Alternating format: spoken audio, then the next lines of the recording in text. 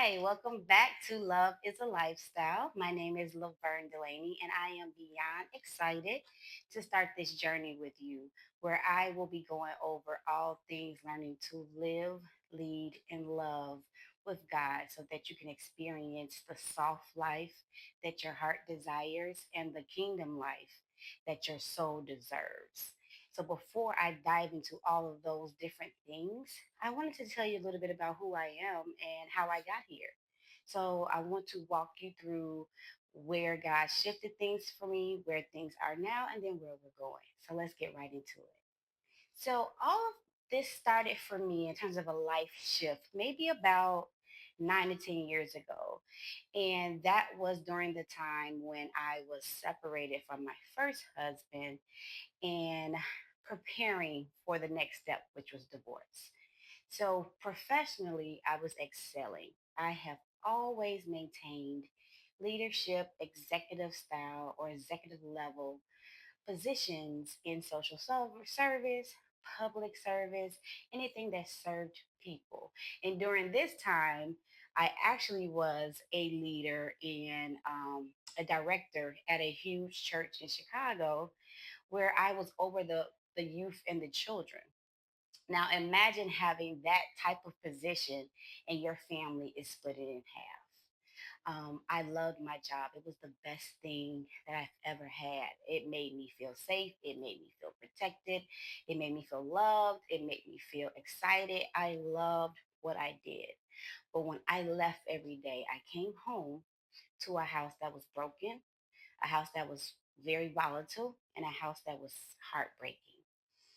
So for me, when I decided to transition out of the home, and initially it was supposed to be temporary, but eventually it ended up being for long term, I actually went to move in with my mother-in-law of all things. My mother-in-law, God rest her soul, was one of the most amazing women I have ever known. Outside of my personal mother, she was the best next thing to me. She was wise, she was smart, she was funny, and she was solid. And her being solid, she was able to be there for me in a non-judgmental way, so that we could figure out, her son and I could figure out what we wanted to do in our marriage. So she created a safe space for myself and my children to reside with her. And I know it sounds crazy, like you moved in with your mother-in-law. Yes, for one, she stayed down the street from my children's school, so it made sense that I didn't have to uproot my kids out of their school setting for a temporary situation. The other part of that is that my mother-in-law and I had a great relationship.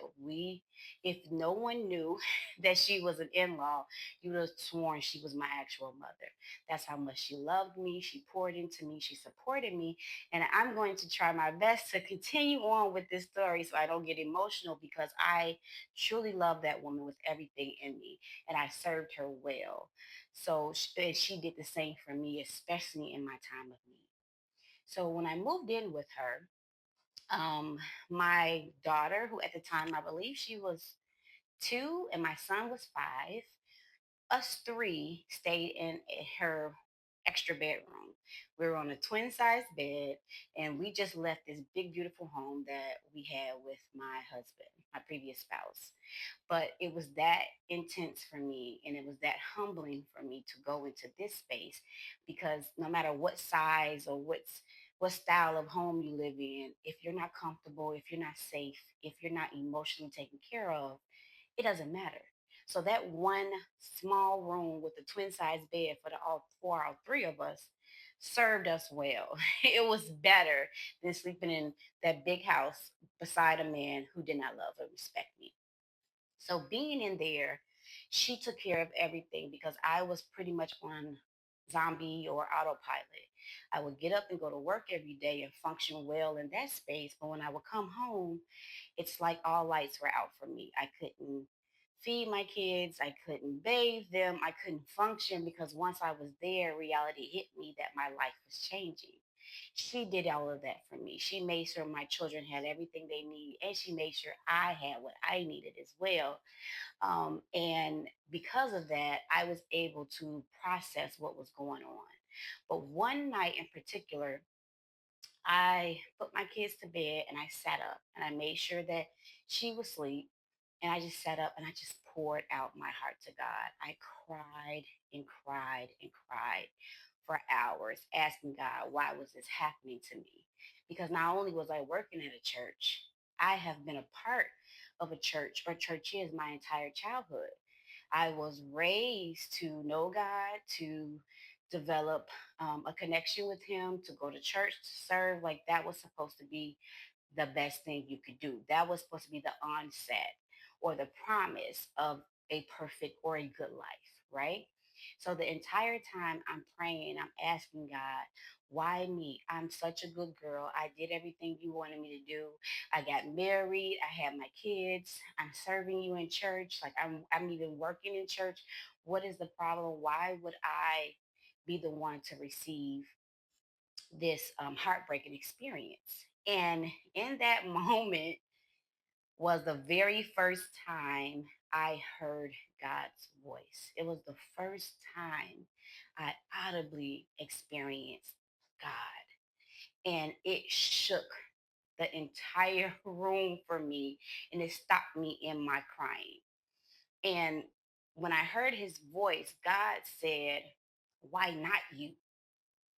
And it wasn't in that everybody goes through something. No, God really checked me. He got me all the way together.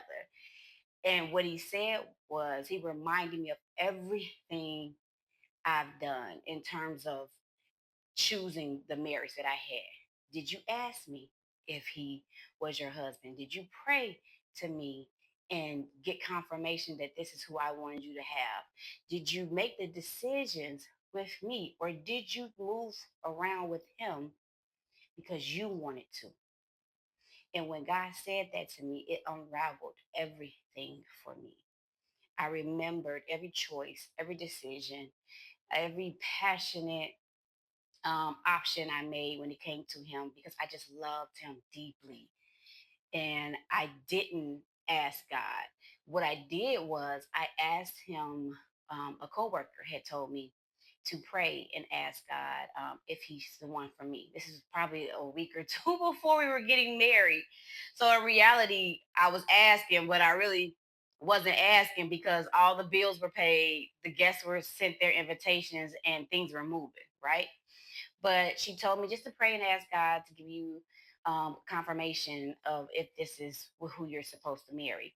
And for me, I was so confident in the fact that he was because he loved me. He took care of me. We had a son together and he was an amazing father. So I had that confidence. And plus, remember, in my head, I'm thinking I'm a good girl. I go to church. There's no way I could have been misled to know that this was not my husband. So when I prayed that prayer, I heard nothing. And remember, at that time, I have never heard God's voice. So I didn't even really know what I was listening for. So when I prayed and I heard nothing for days, I said, okay. I took his silence as, okay, yes, he's the one. So that's what I took it as.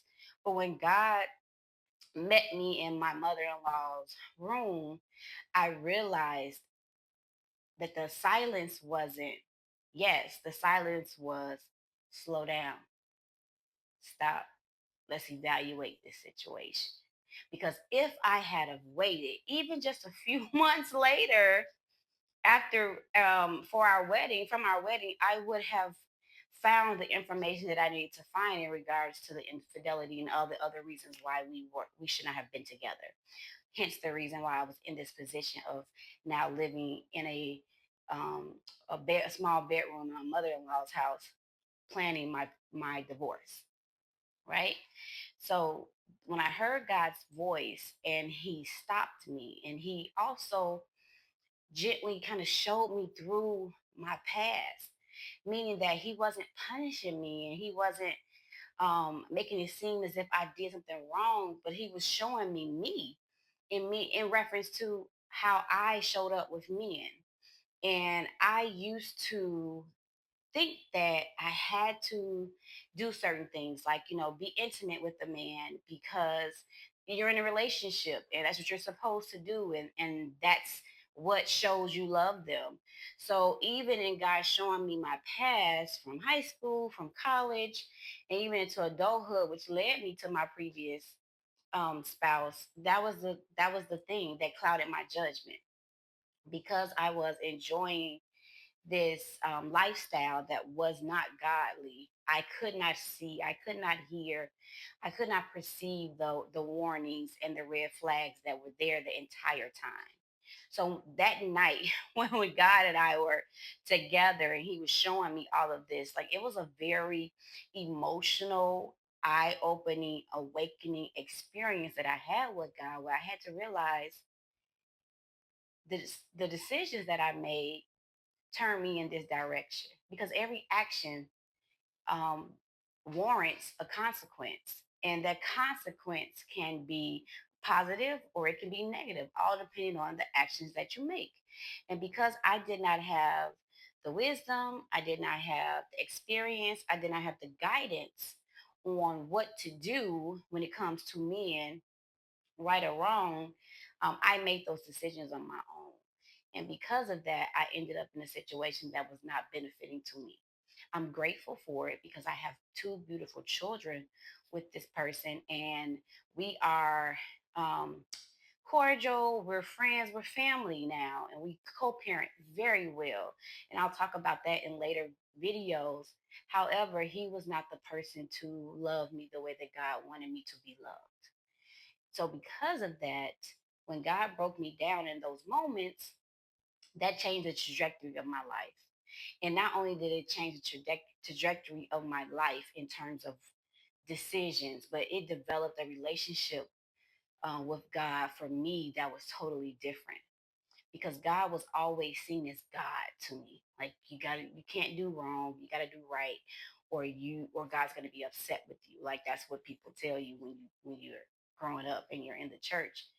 But God shifted me to Father, especially during that time when my father had transitioned. When I left my previous spouse, my father had just passed away. And that kind of is what provoked my strength to leave because my father was my everything. My father was my sweetheart, my first love. And he was very intentional about telling me that a man will only treat you the way you allow. And he loved my previous spouse. He loved him like a son, but he noticed that he wasn't around as much. He noticed things weren't happening like they were. He wasn't at family functions. So my father started questioning things, especially once he got sick. And I would always cover up. I would always give an excuse. I would always say something that was in favor of him. But my father would always look at me and he knew. So when my father passed away, I just, I'm like, oh, my father is in heaven now. He can see really what I've been hiding for the last few years. And I know he would not approve. I know he would be disappointed in me because I stayed in a situation that did not serve me. And my father spoiled me. My father took very good care of me. So he always said that to never go with a man or leave with a man out of his home that couldn't take care of me the way that he could. And I finally realized that outside of financial support, my ex husband did not take care of me the way that my father would. He did not respect me. He did not support me. He did not encourage me. He did not motivate me. He did not protect me in so many ways outside of physically that enough was enough. So I got the strength to leave. But in all of that, what I'm saying is that God, it took my brokenness. It took my worst place that I have ever been in because I felt like I was losing my mind. I felt like my entire world had split in half and my heart was in a million pieces.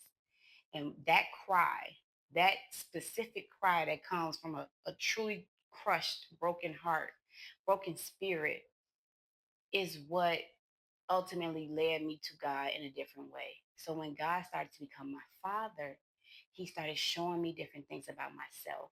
He started healing me in different ways and ushering me through therapy and making sure that I had deliverance, that I had healing, that I had what I needed. I had self love. I had understanding of the daughter that he created me to be, that every decision made after that I made with him.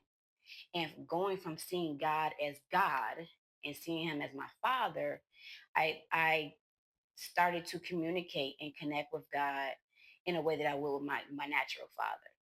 And that way I would ask him questions. I would tell him my hurts. I would tell him my pain. I would tell him what makes me feel happy. I would tell him what I discovered about myself. Like I would have real conversations with God, whether I heard his voice audibly or not. And that gave me strength. That gave me comfort. That gave me healing. That gave me power because now I had someone who was there all along, but I just didn't know how to tap into it. But I had someone who was truly going to cover me, truly going to protect me, truly going to love me, and truly going to be there for me no matter if anyone was. And that created a whole different aspect of life for me. God showed me how to love myself, love Him in a different way, how to love my children better, my siblings, my mother, who was still alive at that time, how to love life. I started to discover things about myself that I forgot. I remember dreams that God has given me since I was a child.